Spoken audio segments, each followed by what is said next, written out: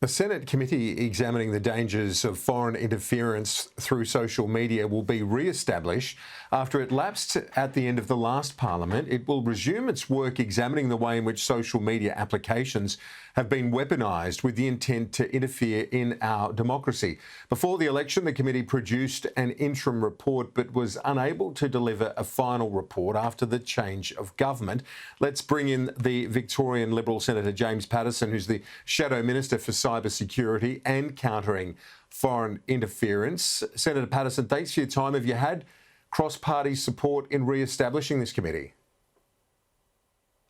I certainly have, Kieran, and that's very welcome. It was a recommendation of the bipartisan committee in the previous parliament, led by Senator Jenny McAllister and Senator Jim Molan, that because they were unable to proceed beyond their interim report to produce a final report, that the new parliament should re-establish the committee. And I'm pleased that today it passed with the support of all parties in the Senate chamber and no opposition, because dealing with this issue, which goes to the heart of our nation as a liberal democracy, should be something that is above and beyond politics, and that's certainly how I intend to conduct myself as a member of the committee.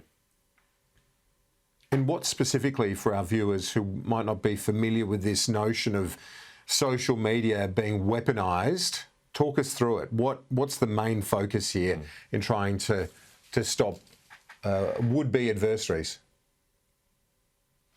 I have two major concerns, Kieran. The first is the weaponisation of misinformation and disinformation, particularly on Western headquartered social media platforms such as Twitter, YouTube and Facebook. This is where authoritarian states seek to influence our democracy and ultimately the decisions that we make as sovereign countries and our elections by pumping our system full of false information, deliberately false information, to try and mislead voters and mislead the public and shape our public opinion and debate. This should not be allowed to happen. It is toxic and corrosive to our democratic institutions and our strength as a liberal democracy.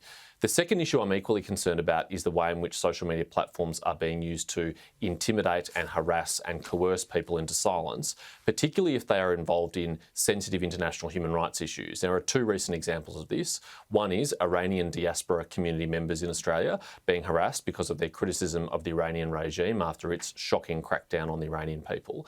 And the other is researchers, journalists and activists who are working on Chinese human rights issues, in particular in relation to Uyghurs in Xinjiang, who are being targeted and singled out for personalised, individualised harassment, as was powerfully demonstrated in a recent NASPI report. And this includes Australians working on these issues. That's totally unacceptable. Unfortunately, it doesn't just occur on those Western social media platforms. It also occurs on social media platforms who are headquartered in authoritarian countries. WeChat and TikTok are two very good examples of that. So the committee will be examining all of these issues.